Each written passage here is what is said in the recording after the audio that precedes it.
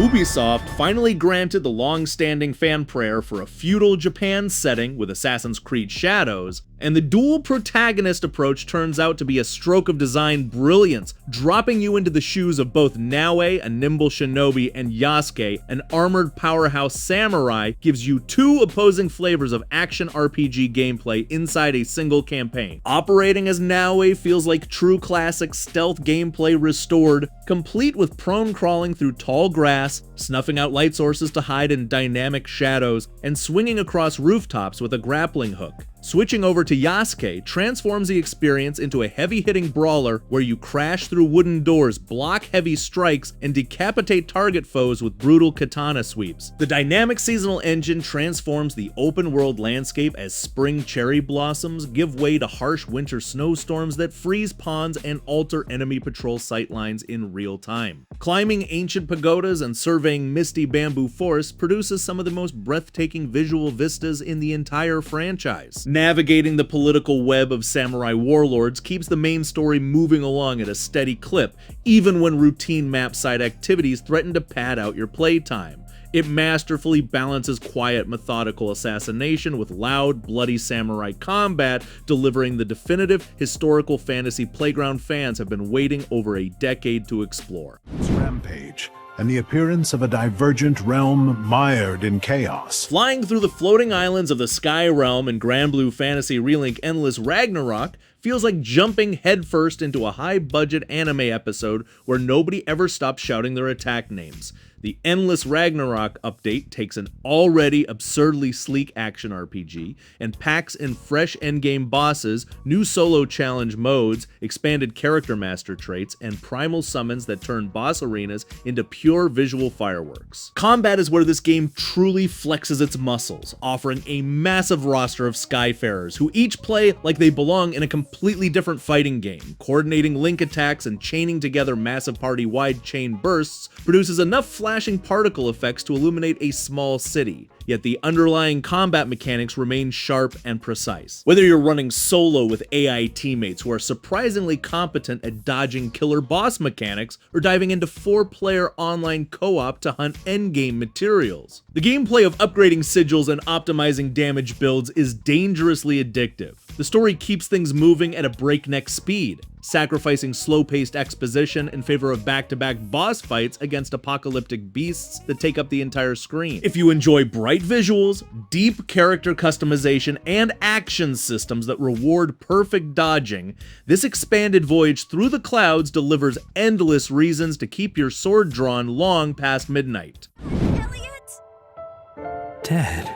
Oh, come on! Keep wishing! Team Asano decided to put down the turn-based menus for 5 minutes, handed us a sword and shield, and built a real-time action RPG that feels like classic top-down Zelda got a high-budget HD 2D makeover. You play as Elliot, an adventurer who stumbles through a mysterious doorway into the past, sparking a time-traveling rescue mission across wildly different historical eras. Instead of managing a massive party, you're running solo, well, technically accompanied by your fairy buddy, Faye, slashing through beast tribes, dodging traps, and hurling bombs to blast open hidden dungeon walls. The combat is surprisingly snappy and athletic, giving you a instant warp teleport parry mechanics and on-the-fly weapon swapping that lets you bounce between melee strikes and ranged arrows in seconds. Managing your Magicite build lets you tailor your elemental attacks, making every boss encounter feel like a satisfying puzzle rather than a mindless button-mashing sprint. Sure, your fairy companion talks enough to make Navi sound downright quiet at times, and some of the puzzle solutions won't exactly strain your brain cells.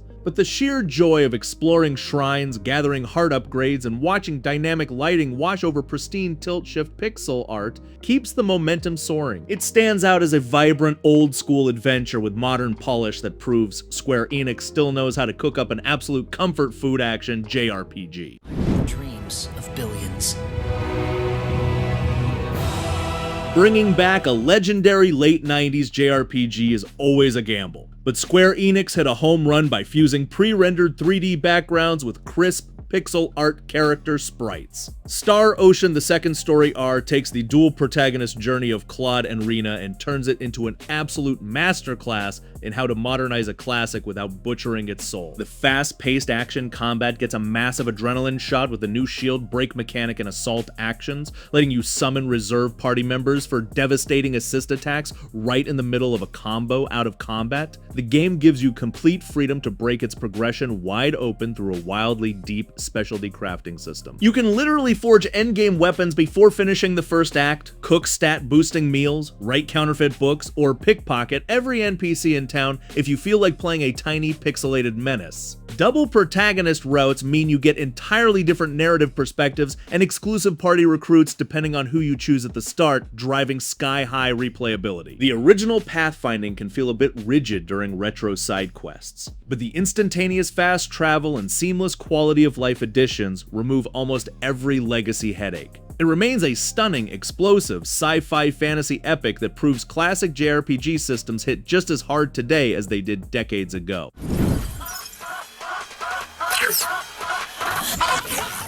Marvelous doubles down on high-octane heavy metal robot combat with Daemon X Machina Titanic Scion, giving mech enthusiasts an absolute buffet of customization options. Stepping into the hangar feels like walking into the ultimate futuristic chop shop, where you can swap out every single arm, leg, core component, and shoulder launcher until your arsenal suit looks like a walking weapon of mass destruction. Legendary designer Shoji Kawamori returns to sculpt these magnificent metallic behemoths, ensuring every booster, flash, and missile barrage looks ripped straight out of a premium anime broadcast. Once you deploy onto the battlefield, airborne traversal moves at dizzying speeds, letting you dart around laser grids, strafe colossal bosses, and scavenge discarded weapon parts directly off falling enemies in mid-air. Linking up with friends in co-op turns intense boss raids into total visual chaos as swarms of micro-missiles fill the entire horizon. Balancing heat management, ammunition counts, and stamina meters adds a layer of genuine tactical depth beneath all the explosive particle effects. While the dense narrative menus and stat-heavy interface can feel slightly overwhelming during your initial hours, the raw rush of firing dual miniguns while breaking the sound barrier never loses its punch. It serves as a wonderfully flashy, unapologetic love letter to classic,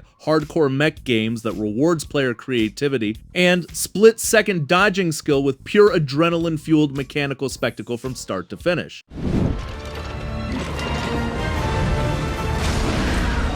Omega Force and Koei Tecmo brought their creative spin on monster hunting back with Wild Hearts S, delivering portable monster slayers and addictive feature-packed alternative to traditional hunting games set across the vibrant, corrupted lands of Azuma. Your mission centers on taking down nature-infused kimono beasts using a unique mix of heavy melee weaponry and ancient karakuri technology. Building instant karakuri wooden structures right in the middle of intense battle shifts combat dynamics, letting you conjure giant wooden hammers, launch pads, or protective bulwark walls in milliseconds while giant beasts charge directly at your face. Masterful weapon designs keep combat feeling distinct and remarkably stylish, whether you're parrying ferocious monster swipes with a deadly bladed Waigasa umbrella, or transforming a Karakuri staff into multiple lethal weapon forms on the fly. Expanded 4-player co-op multiplayer lets you team up with 3 hunting buddies to construct massive fortress traps across the map, making dynamic monster fights feel like wonderfully chaotic team construction projects. Severe difficulty spikes and occasional camera issues inside tight combat spaces can test your patience, but pulling off an aerial finisher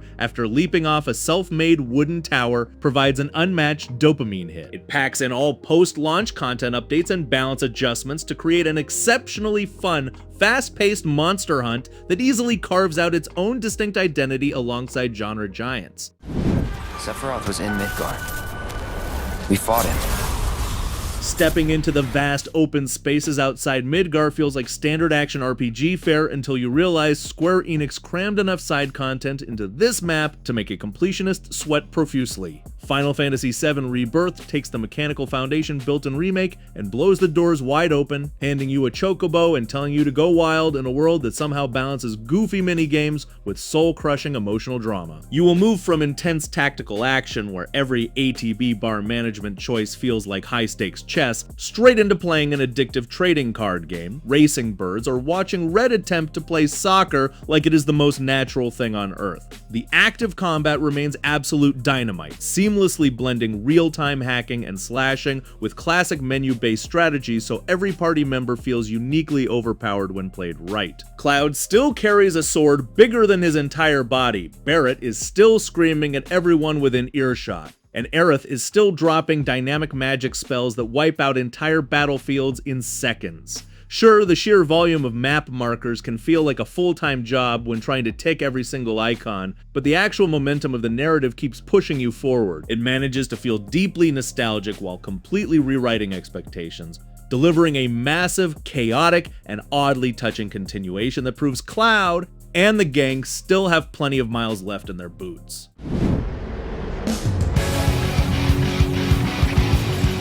Adel Kristen simply cannot go on a boat trip without getting shipwrecked, and YSX Proud Nordics leans into that running tradition by sticking a red-headed adventurer right into a high seas Viking playground. The Proud Nordics release sharpens the core adventure with expanded territory on Uland Island, fresh combat mechanics, and a stack of new challenge dungeons that will test your parry timing to its absolute limits. The real secret sauce here is the cross-action system, which tethered Adel together with the fierce pirate princess Karja using glowing mana lines. You're either swapping between them on the fly to unleash lightning-fast solo combos, or locking them together as a dual-wielding wrecking ball to shred enemy guard meters. Naval exploration gives you a ship to sail across Obelia Bay, custom upgrades to craft, and naval battles that feel surprisingly punchy for a franchise built on fast-paced foot combat. While grinding for materials to upgrade your vessel can occasionally slow down the pacing, sprinting across islands with mana-powered hoverboards and swinging across chasms with mana hooks makes traversal an absolute blast. Falcom knows exactly what their fans want out of a hack-and-slash RPG. And this definitive version serves up ridiculously smooth combat, energetic music,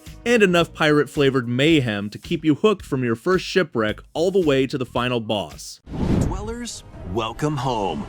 Fallout 4 Anniversary Edition. Stepping out of Vault 111 into the ruined Commonwealth after a decade of game updates hits with a strange mix of comfort and utter chaos. Fallout 4 Anniversary Edition collects the base game, every single official story expansion, and a Mountain of Creation Club add-ons into one massive post-apocalyptic package. You get the creepy fog-drenched horror of Far Harbor, the lawless theme park sandbox of Nuka World, and enough custom weapons, armor paints, and bizarre workshop props to build a functioning dystopian city. VATS targeting remains as satisfying as ever, letting you slow down time to execute cinematic headshots or blow off incoming feral ghoul legs while your faithful companion Dogmeat sniffs out junk items. Building up player settlements still carries that addictive gameplay of scraping every desk fan in Boston for screws, even if your settlers complain endlessly about their beds despite living in a luxury fort. The sheer volume of content packed into this release means you can easily spend 50 hours just crafting custom power armor paints, hunting down new creations, or turning automatron robots into portable war machines before even touching the main quest. Boston might still be a radioactive nightmare filled with super mutants and synth conspiracies, but wandering through the wasteland with a modified pipe rifle and a radio playing classic tunes remains one of the most uniquely entertaining sandbox playgrounds in gaming. What was that?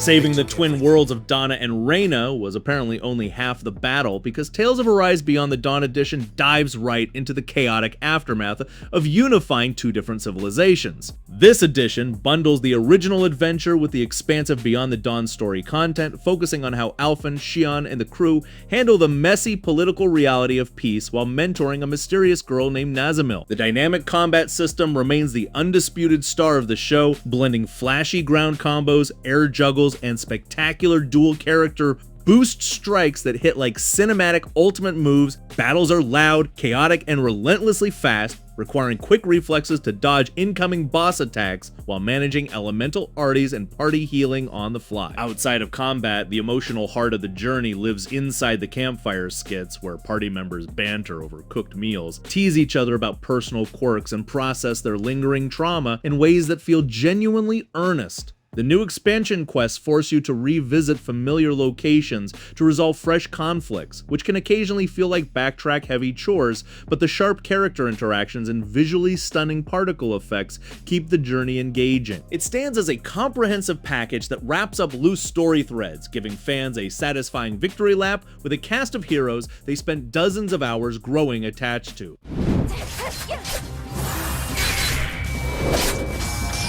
Taking the beloved fantasy harvest and hack formula away from its typical Western-style medieval towns and dropping it square into Eastern mythology turns out to be exactly what this series needed. In Guardians of Azuma, you step into the shoes of an earth dancer tasked with cleansing a corrupted landscape by rebuilding ruined seasonal villages from the ground up. The classic gameplay of farming, dungeon crawling, and wooing locals returns, but everything operates on a much grander scale. Instead of just tending a modest personal backyard plot, you are restoring entire settlements, placing buildings, and watching actual communities spring back to life as you drive out the blight. Combat gets a major tune-up with sacred instruments that double as battle weapons and terrain-clearing tools, allowing you to fluidly shift from shredding monster waves straight into terraforming the environment. The village restoration mechanics give you a genuine sense of architectural ownership, while the traditional seasonal festivals and romance candidates offer plenty of reason to take a breather from constant monster hunting. Managing town resources can occasionally feel like balancing a complex spreadsheet, but sprint dashing through cherry blossom covered ruins while fighting alongside elemental beings never gets old. It is a bold, refreshingly stylish evolution for the franchise that manages to make town planning and farming chores look ridiculously cool. If you ever wanted to know what it feels like to punch through 500 enemy marines at the exact same time, Omega Force built this game specifically for you. One Piece Pirate Warriors 4 takes the absurd, over-the-top scale of Ichiro Oda's manga universe and translates it into pure Musou chaos. The combat engine introduces air combos and destructive environments. You can knock a towering boss straight through a brick building or leap into the sky to drop a meteor-sized rubber fist on a crowded plaza, featuring a massive roster that lets you play as everyone from Luffy and Zoro to massive giant-sized titans like Kaido and Big Mom. The sheer variety in movesets keeps the button-mashing gameplay feeling shockingly fresh. Air dash mechanics let you stay airborne indefinitely, stringing together flashy special moves, while dynamic camera angles capture every ridiculous shockwave. The story mode speeds through iconic narrative arcs at breakneck velocity, cutting some anime subplots to keep the focus strictly on massive battles, but the raw cinematic spectacle easily compensates. Grinding out growth maps to maximize character stats takes some serious hours, yet turning a battlefield into a giant demolition derby with your favorite pirates is undeniably cathartic. It is loud, chaotic, deeply satisfying trash mob clearing fun that delivers the ultimate grand-scale anime power fantasy.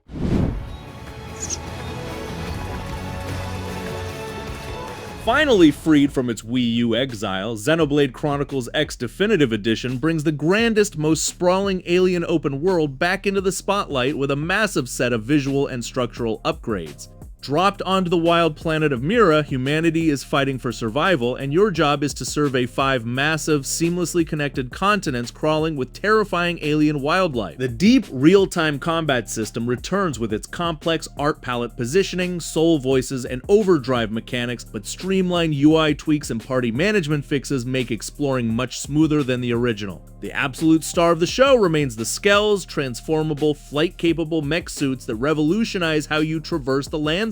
The moment you unlock flight and soar over a continent you previously spent 30 hours trekking on foot, the sheer scale of the world design will blow your mind all over again. Added story chapters flesh out unresolved plot lines, while refined quest trackers prevent you from getting hopelessly lost in alien wilderness. The sheer density of menu, stats, and gear customization can still intimidate newcomers, but no other game matches this specific blend of giant mech exploration and colossal sci-fi world building. It stands as an absolute titan of an open-world RPG that fully deserves its second chance in the sun.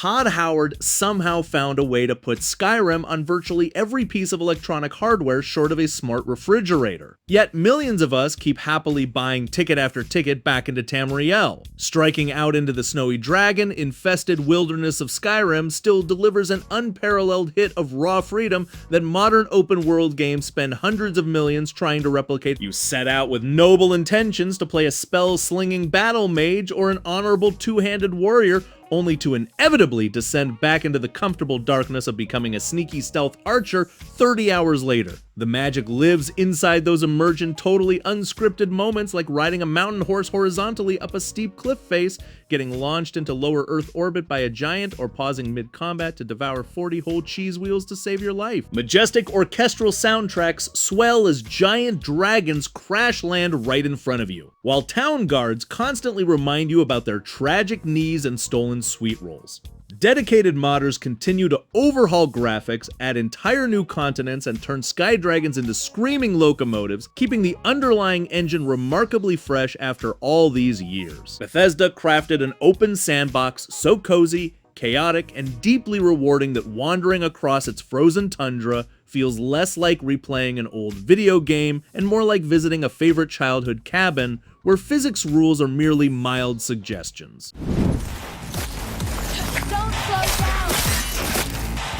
CD Projekt Red completed one of the most astonishing comeback stories in modern video game history, and Cyberpunk 2077 Ultimate Edition stands as the absolute crown jewel of that redemption arc. Packing the massive base adventure together with the stellar Phantom Liberty expansion, Night City shines as an overwhelmingly immersive neon dystopia overflowing with dark stories and incredible atmosphere. Playing as V, you are thrust into a lethal corporate conspiracy alongside Johnny Silverhand, navigating a gritty underworld where cyberware chrome upgrades can turn you into a hacking expert or a bullet-bouncing cyber psycho. The overhaul to skill trees and vehicle combat reinvigorates moment-to-moment gameplay, making every gunfight feel fast, violent, and fluid, whether you favor katana slicing or netrunner hacks. Stepping into Dogtown for the spy thriller expansion adds intense espionage drama starring Idris Elba, delivering some of the finest writing and morally gray decision-making CD Projekt Red has ever crafted. Soaking in the dazzling ray-traced lighting while speeding down rainy highways on a futuristic motorcycle with custom radio stations blasting is pure digital poetry. Minor open-world glitches still peek through the dense crowd density on occasion, but the emotional depth of the main cast and unmatched urban design make every side quest feel deeply personal. It stands today as a triumphant, unforgettable sci-fi masterpiece that fully realizes its original grand vision for open-world RPGs. Okay everyone, thanks so much for watching. If you liked that video, please leave a like and subscribe, and ring the bell if you want to get notified when we release new content. We hope to see you in the next video.